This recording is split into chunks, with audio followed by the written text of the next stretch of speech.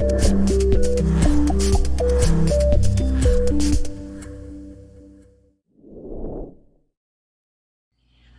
country cannot afford 4 more years of chaos, corruption, and ineffective leadership. We need a leader like Joe Biden who understands the issues that matter most to our community. And we, the AAPI community, can be the secret weapon in Joe Biden's victory. We are the fastest growing racial group in the US and the fastest growing portion of the US electorate. We now have a record 20 AAPI members of Congress, our highest number in history. We've doubled our voter registration numbers over the last decade from 2 to 4 million people. And by 2040, we will have even doubled those numbers. We are the swing vote in key swing states and congressional districts all across the nation. That's why I like to say we have gone from being marginalized to the margin of victory. So let's do all that we can to make sure AAPI show up at the polls to support Joe Biden and that we are the margin of victory in November 2020 and beyond. And now, I'm so honored to introduce someone who's made us so proud during the presidential primary. Andrew Yang was so articulate and charismatic during the Democratic presidential campaign that he energized an entire multi-ethnic generation of Yang Gang members to get involved in politics. Thank you, Andrew, for making such a positive impact on the image of AAPIs in this nation. And now, let me give you Andrew Yang. Thank you, Judy. It's great to be here. Oh my gosh, I was scrolling through all of the images and names and even phone numbers to see how many of you I knew. And it turns out I know all of you. Fantastic. It's incredible. I gotta say, it is like BD said, it feels like an extended family gathering. It's heartwarming, and thank you, Judy, for the warm introduction. Thank you to the co-chairs for assembling us. Thank you to everyone who's here for putting your hard-earned resources to work to helping Joe win in the fall. Now, I had the pleasure of spending time with Joe and his wife, Jill, behind the scenes on the campaign trail dozens of times. I mean, that's not an exaggeration, and Joe can vouch for that, because we kept going to the same events, and for whatever reason, I was either before Joe or after Joe over and over again.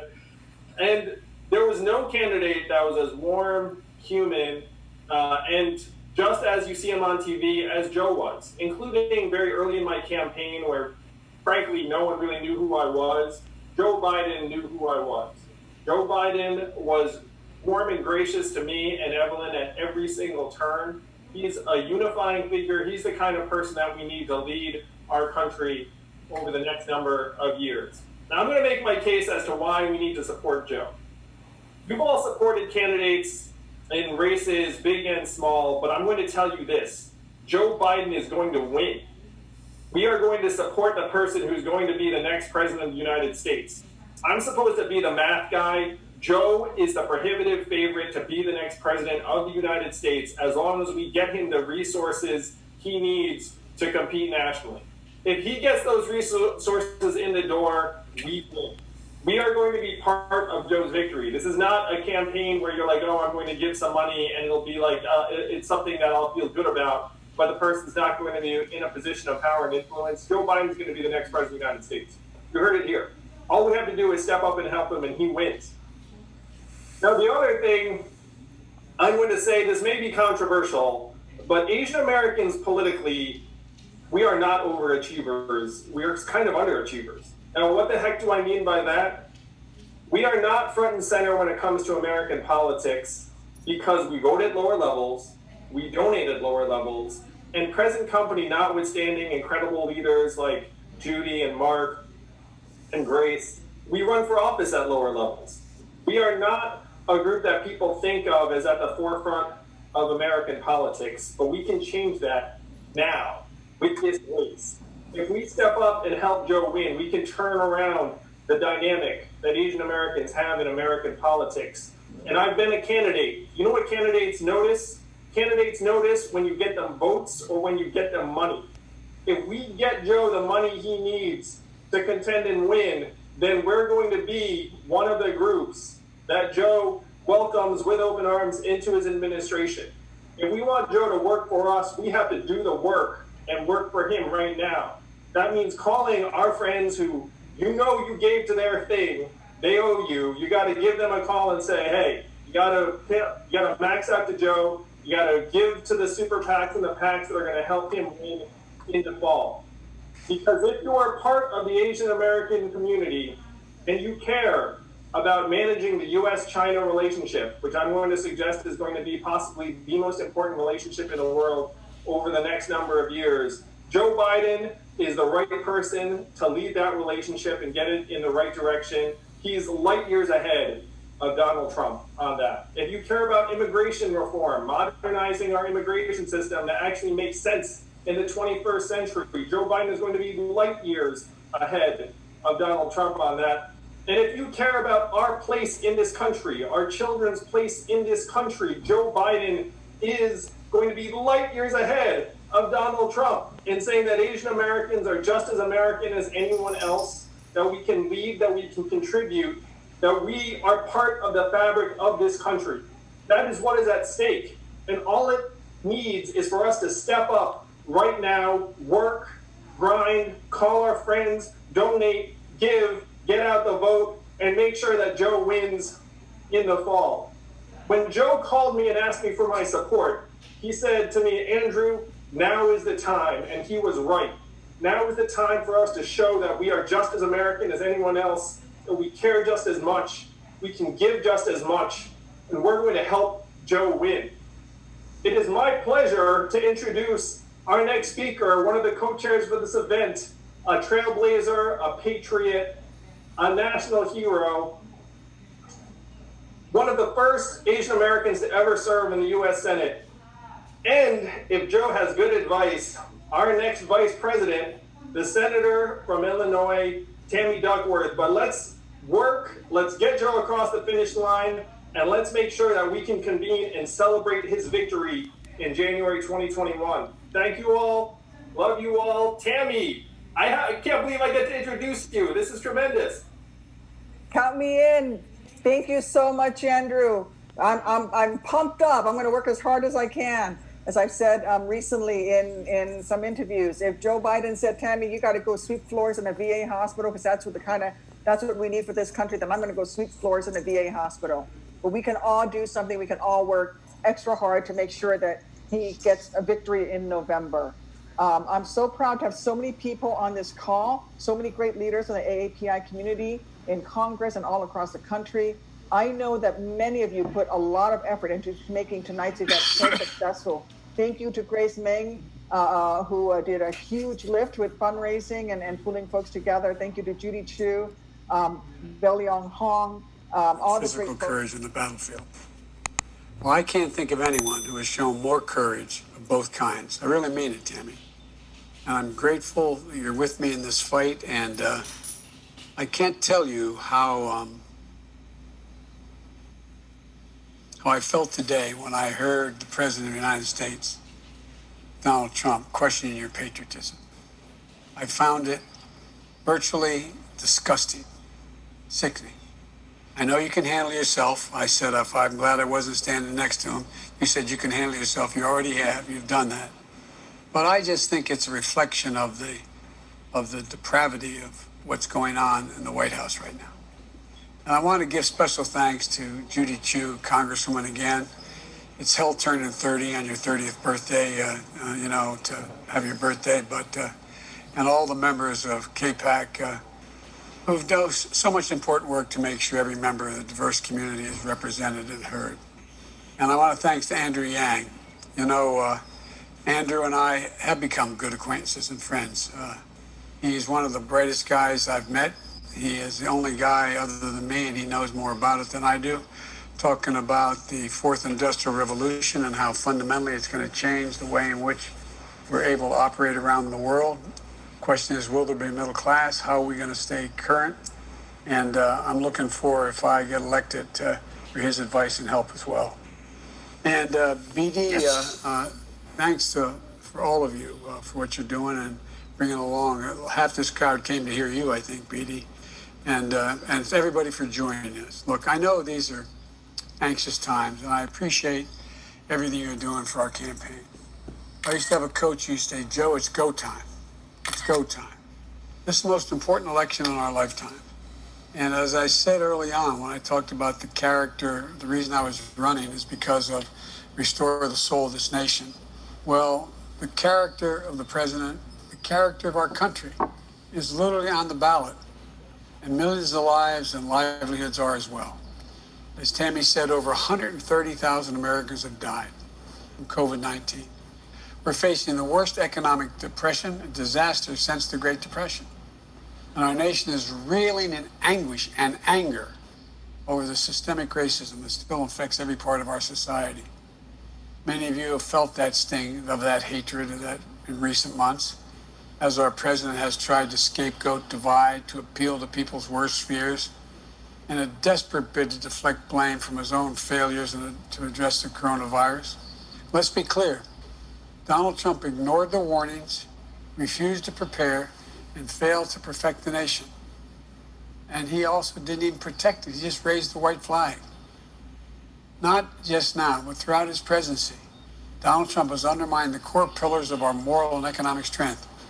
Remember back in March when Trump called himself a wartime president in the battle against the coronavirus? Well, now it's July. It seems as though that wartime president surrendered the fight.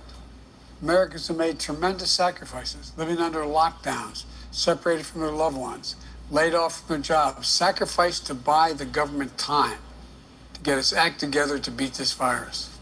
But Donald Trump wasted all that time. Instead of fighting to save lives, he's still obsessed with himself.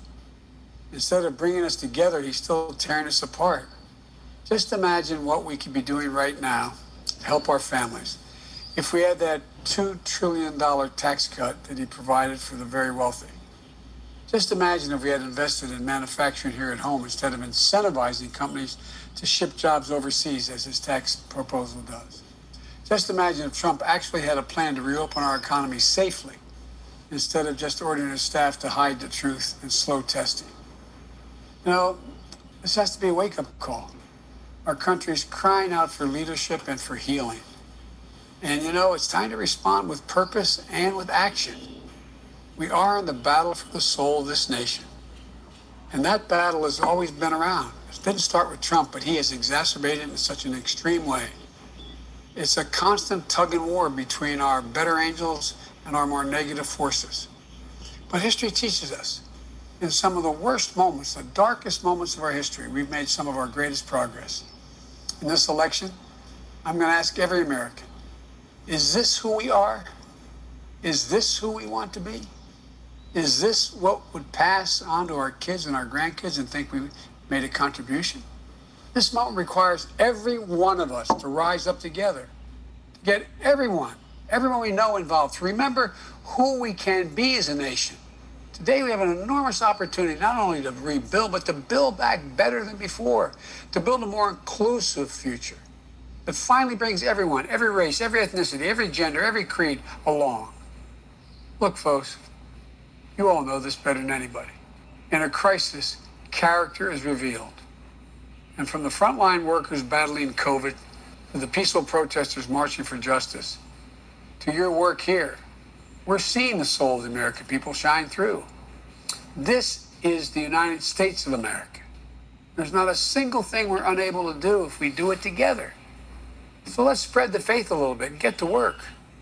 And now I'm happy to turn it back to BD, and I'd be happy to take your questions. But again, Tammy, thank you. My daughter, my son, my granddaughters, my grandson, Jill and I, we admire you as much as anybody we've ever known. Thank God for your continued patriotism. Thank God for your leadership. And thank God you're in the United States Senate right now. I'm happy to take questions. Mr. Vice President, thank you so much. Thank you to everyone who submitted questions. We do have a couple of questions, I think. I have them right here, and I would like to be the first one to ask. Here we are. This question is from Chul Pak from New York City, New York. Trump thrives on racial animosity, including stirring anti-Asian American sentiment by labeling the pandemic as Chinese, which has drawn hostility against us and even divided minorities. How will you protect Asian Americans from such racism and, more importantly, recognize our community as deserving an equal voice and seat at the table? Well, by the way, your community, the AAPI community, is incredibly diverse. It represents so many different languages and cultures. It represents so much talent. And I want to say at the outset, we badly need this community. We badly need them fully, thoroughly, totally engaged at every single level in our government and our private and public life. You know, and I'm not just saying that, that's the God's truth. You all know as well as I do, I'm telling you the truth.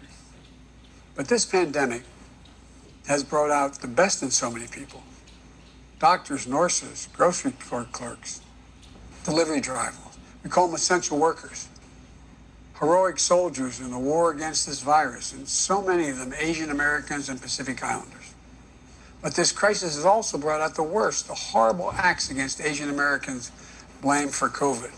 Harassment, violence, conspiracy theories, and dangerous smears led in large part by Donald Trump. Look, words matter. And the president's words matter even more, no matter how bad the president may be. Trump's unwillingness to speak out against hatred and racism has got me into this race in the first place. I'm running to restore the soul of this country, to make clear that there's no safe harbor here for hate, to stand up for everyone who's ever been left behind. And this president has done everything to be the most divisive and vicious divider based on race, ethnicity, across the board. As president, I'm going to fight every day to lead the changes that we need in every area of policy to make sure that every member of the diverse AAPI community is treated with dignity and has the same shot at success. I'm going to, number one, dictate the Justice Department to prioritize prosecuting hate crimes again. They've walked away from it. Make sure we break government data down, not just by race, but also by ethnicity. We have to stop lumping the diverse AAPI community together as the model minority. That's just obscure. That just obscures the needs of 50 different ethnicities. If we don't have an accurate picture of people's diverse lives, we're never going to be able to design the policies that need to support them. And I'll make sure the AAPI community is represented in my administration. You've heard me say this before, but I'm going to say it again. Working with President Obama, we appointed more AAPI judges than all previous administration combined in all of history. That included 4 times more women of AAPI descent than any other president. We had a President Advisory Commission, an AAPI's a Pacific Island Task Force, and a White House initiative on AAPIs. Held hundreds of stakeholder meetings and summits. Worked 20 more federal agencies to link community members to the federal resources that are available. As president, I'm going to build on that work and go further. I promise you, you're going to see AAPI folks in my administration, in cabinet positions across the board. I put it another way, imagine where we'd be. Imagine where we'd be if the last 75 years we said no AAPI person could ever come to the United States of America. Imagine where we'd be in terms of everything from technology to that workforce that we talked about, that essential workforce. We got to not just clap and thank the essential workforce what they do. We got to pay them for what they do as well. There's so many things we can do in terms of everything from healthcare to education, to jobs, to opportunities. And the community's ready, and I'm ready as well.